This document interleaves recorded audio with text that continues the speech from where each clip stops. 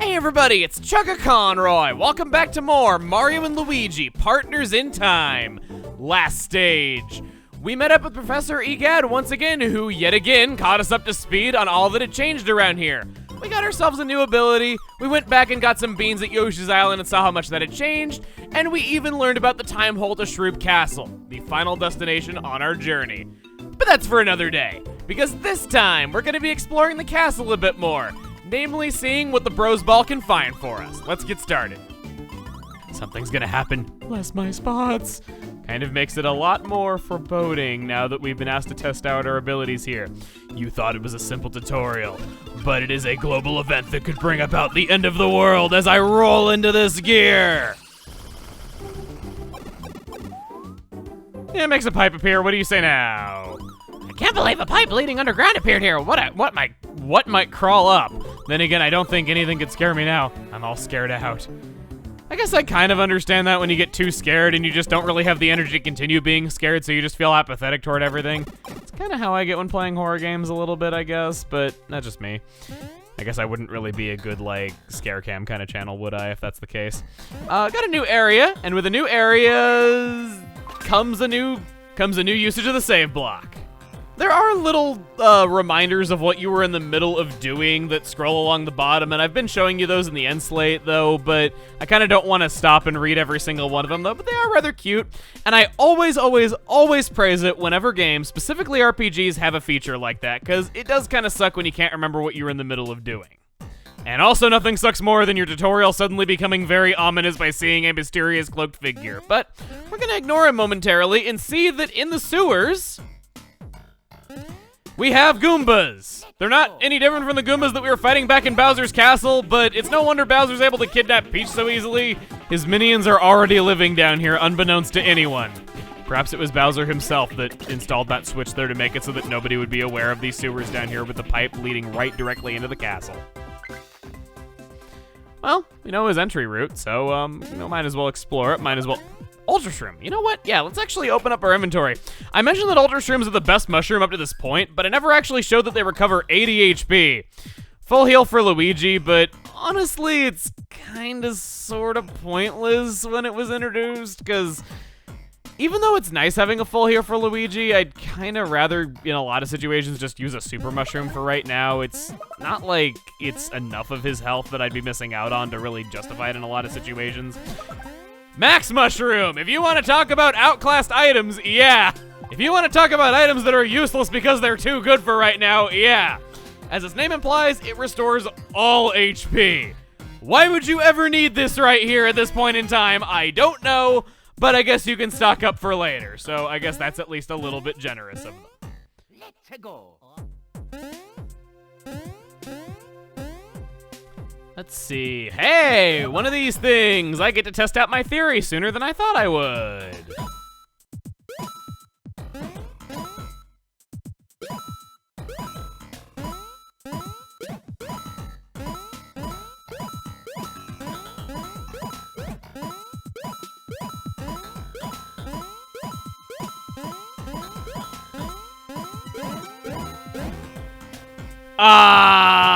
Okay, so it does check to see if you're cheating, and because the babies are shorter, the bros will hit them before the babies, and it'll count it as a wrong one, cutting down your time. That makes a lot of sense, actually. So you can't cheat those. I was kind of expecting there to be some kind of measure like that in place, but I still wanted to know.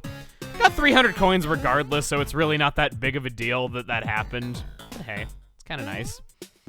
Now, I guess while we're going through here, first off, I can go underneath these grates and go into these pipes, even though these pipes are made of metal, and that completely contradicts what we heard before. Yep, we have yet another repeated gimmick that gives you 100 coins on the spot, as if we weren't already rich enough. Being efficient about it and just already having the bros standing on the crack that it's going to come out through. Explore these pipes whenever you see them. And you can go down. Actually, yes, there is another Goomba here. I was mentioning earlier that you guys have taught me a few little things that I didn't know, and this would be a good time to show off one of them since we're fighting weak enemies anyway. If you burrow underneath an enemy and then pop out, they will be stunned for a moment, making it very easy to first strike them with the hammer. How did I not know this, you might wonder? I did think to try this out on previous playthroughs, but when I first tried it out, I didn't get any such stun animation, and instead, I got back attack. So I pop out of the ground, no stun, and instead I just hear, oh no, and I take a bunch of damage in the process. It was very not fun, so I was like, well, I guess that shot down that theory. I guess that doesn't do anything special after all, but a lot of you guys were telling me to try it, and sure enough, that is the case. It's just one of those things where, on your first time trying out a new mechanic, you experience a glitch, so you think it functions differently than it actually does, and it might take you a long time to get it straight. That's happened to me more than a few times across my lifetime, and it's kind of nice actually knowing that you can hit enemies with a hammer first strike a lot easier than I thought, because always thought it was very unforgiving just how short their arms were and that we'd give them the hammers to do the really good first strikes, though. But when sneaking around with the babies and trying to avoid damage, that is an excellent tip, and I very much appreciate that. There is our cloaked shadowy figure once again. Take a super drop. Sounds like I'm doing drugs when I say it like that. I'm gonna take a super drop. Let's go. Not like there's not parallels drawn between Mario power-ups and that kind of stuff already, is kind of a commonly said thing. Let's go. And I guess as we're going through and we got even more pipes to try and find treasure in, can't resist urge to kill and interrupt train of thought. Let's go. As I was saying, I actually kind of want to amend something really briefly. I was saying that practically no one speedruns Partners in Time, and that, hey, if you want an easy world record, I guess this would be the game to do it with. That was true up until a few weeks ago. At the time of recording this, only a few weeks ago, this game became active again in speedrunning, so I had really bad taste in timing with saying that, because there's actually a few runners of this game now. The time is around 4 hours, which is probably less than what my current playtime is for where we are right now, but yeah, it actually got active again. There were a lot of tricks and stuff like that that were discovered, a lot of people figuring out how this game works recently. I'm very happy to see it getting some more love, and I'm really glad that it's not just kind of the one Mario RPG that nobody seems to run like it was for many years, so I'm very happy to see that. It's really funny, though, that I checked that, and then just so soon after I checked it, then it became really active out of nowhere, so yeah, just wanted to bring attention to that really quick. I'll take my other 100 coins. 4724. Jeez. Do you really need to put that many coins there? I mean, I appreciate it, no less, if you're gonna make me, like, use items for my bros attack still. But we have, a bit of an interesting looking room here. I have boredom. Guests? Now I have Fury! I say to you, welcome! Welcome to Faffel's Bean and Badge! In this place, beans are like precious treasure milked from a famous cow made of jewels. All who come with beans leave with badges so rare they will make mustaches droop with disbelief. What? The story of Faffel? Your words are not beans. I am not wanting them. You are like brainless cats that are too dumb to know they are stupid. You have curiosity. But my tail is long, so long that it makes babies old and hairy lips grow gray with aging. Do you dare hear? Okay. Then now you listen. I am here, merchant of badges, only sometimes with fury, but I once had fury at all times. I drizzled rage dressing on the country next door, rage dressing on a salad of evil.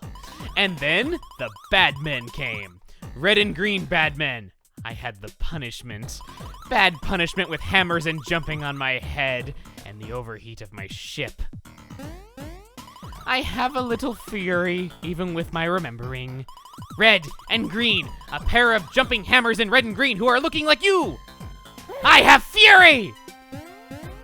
Those brothers of badness, my brain aches at their overalls. I have fury and headache now.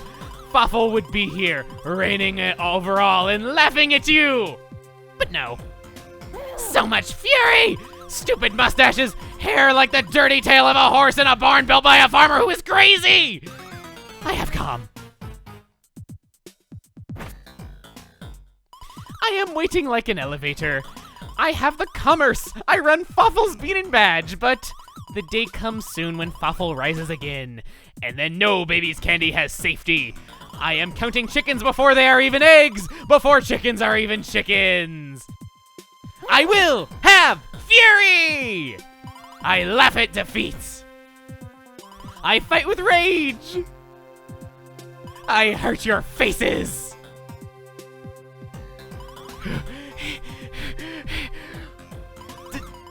Did I have insanity?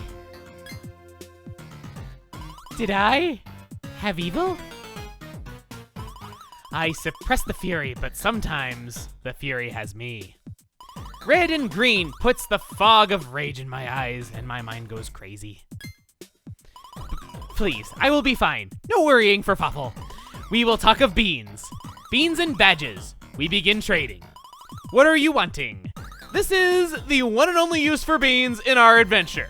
What's weird though is that if you ask him about learning about beans, he will actually mention, the beans hide in the dirts of this country like dirtfish who like to eat dirt for dinner. Why would I ever try to paraphrase Fawful? That is a crime against humanity. Bean symbols like this are marking all bean spots. You are digging in dirt, right? You are digging under symbols, and you are finding much bean. Bean symbols have sneakiness. When beans are gone, the symbol flees like babies. You are wanting much beans, then you are hunting symbols and digging and popping. There are even places to win beans in games, maybe. If you get many beans, you get many badges at this place. Fawful's Bean and Badge. What are you wanting? Just thought I'd show that though. So he has another tutorial about how to get beans. That's rather nice. Now, the badges that you get here are special. Every badge you find here is exclusive and cannot be found anywhere else. This store is awesome. Also, you can sell items for coins. You pay attention now. You sell, you making coins, you have super stashes. I am not caring. Beans are not for you. He actually has a sign about stash points. That's really classy. Wow. So, our options here. I'm actually going to start at the bottom. The One Chance Badge. Greatly increase the power of a first attack used in battle. Can be great when you're backtracking if you just want to destroy enemies as soon as you stomp on them. The Pummel Badge. Possibly defeat an enemy when initiating a battle with a hammer strike. So combining that with the tip that I just told you, that's great when sneaking around with the babies if you could just instantly kill the enemies. Stomp Badge. Increase damage power when jumping on an enemy to initiate a battle. Rough Badges. Greatly increases all damage, both given and received. It's nice to have on a fast character like Mario. Makes him even more of a glass cannon. Pretty good, but of course, as you would expect, very risky. Coin Badge A. Greatly increases coins received when you defeat enemies with attack items. Can make it very worth your time to just spam bros items in battles because you can just buy more of them by using this a lot. Treasure Badge. Defeat enemies with items and get the items they were using, which is kind of nice. Experience Badge A. Greatly increases experience received when you defeat enemies with attack items. Just another effect like that. And the best badge in the entire game, it is not debatable. Ulti Free Badge. No matter how many attack items you use, your stock stays the same. This is only for the one specific character that it is equipped to, and it costs 90 beans. So, yeah, it is a bit steep to earn this. And yeah, it is limited a little bit in that it's only for one character, but if you put it on Mario, just being able to do any bros attack for free at the beginning of a battle, if you can end a fight in one bros attack, completely irrelevant. You don't have to worry about your stock of items whatsoever. If you don't like the fact that the bros attacks are consumable items, this is definitely the badge for you. Now, that being said, I do have a strategy that uses the ulti free badge in a way that I really enjoy. And before the end of this adventure, I will be showing that off. But I'm not sure what I want to do here. I could buy some nice badges. I can buy any badge that's not that one. But the question is, do I want to? I'm gonna say no to the Experience Badge A because that's almost every bean I have, and I actually feel very competently leveled for right now. I don't think I'm hurting for more stat buffs, so I'm gonna say no to that. My bad, I think I briefly misunderstood what the One Chance Badge was, saying that I think it was a first strike. It's the first attack used in a battle, so that's not a first strike. I think if that's the case, I think I do want to spend those 10 beans, and I think I'm going to put that on Mario. Yeah. He has the Drain Badge right now. I could probably shift that over to Luigi, maybe Baby Mario even. But yeah, I'll put that on him. I think that could be a fun little badge. It doesn't eat up too many of my beans, and I can still continue saving up for the ulti-free badge. But I think that's pretty good. I have badges, such badges, bring beans, beans! Now is the time when you wait. I have a vision. The castle viewing platform, a new path for your finding, a new path of doom! He also gives you hints on what you're supposed to be doing in his very nice Fawful tongue dialect. I am much loving it. Now, I have a story for you guys about this place. On my first playthrough, when I was a kid, I played through the entire game without finding this store. And as a result of that, I never had any of the badges that you can get from here. You might be wondering how in blazes I was able to not know about this place when they tell you to come down here and you even see him go into this pipe. Well, I took one look at this pipe and went, oh man, the pipe's made of metal. You can't burrow underground in metal, so I can't go in there yet. I guess I'll just have to wait to get a powered up version of the drill move. And then I just proceeded to never think about it again, so I didn't find it funny that by the end of the adventure I'd never gotten such a move. So yeah, I never knew that Fawful was in this. I found out years later. No. Ouch. As such, I found out about this years later on a message board when people were talking about Partners in Time. People were kind of debating whether or not it was a good game, and I remember that it was brought up that Fawful was great and one of the fantastic highlights of the game. And I saw that and was like, what are you talking about? Fawful's not in this game. I played through the whole thing and he wasn't there.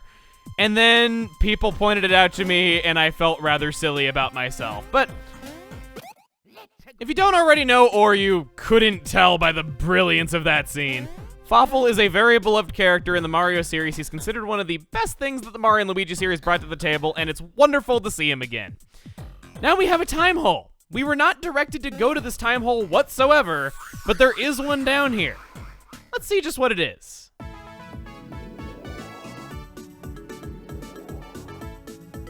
Check it out. Toad Town. Yeah. Speaking of references to other Mario RPGs, it's exactly the Toad Town you think it is, but in the dark, depressing Mushroom Kingdom's past. We look around, and try as we might, we can't actually get into it to see what's going on in there. The map's rather beautiful, though, I have to say. I love the 2D art in this game. I've criticized the character sprites at times, saying that, like, the diagonal sprites are really doofy looking, though, but man, if there is one thing this game got right, it's the background art. I think it's the best that I've ever seen in, like, a top-down RPG like this. It's such wonderful art.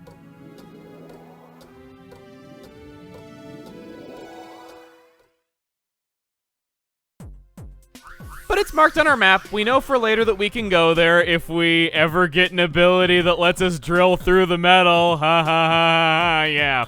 But that's all there is down here for us. With that done, we have gotten a lot of exploring in. We explored a new part of the castle. We met up with Fawful. I think that's a pretty great day. Next time on Mario and Luigi, Partners in Time, we're going to do a little bit of preparations for the road ahead, and then seek out the next time hole that we can go into. See you guys then.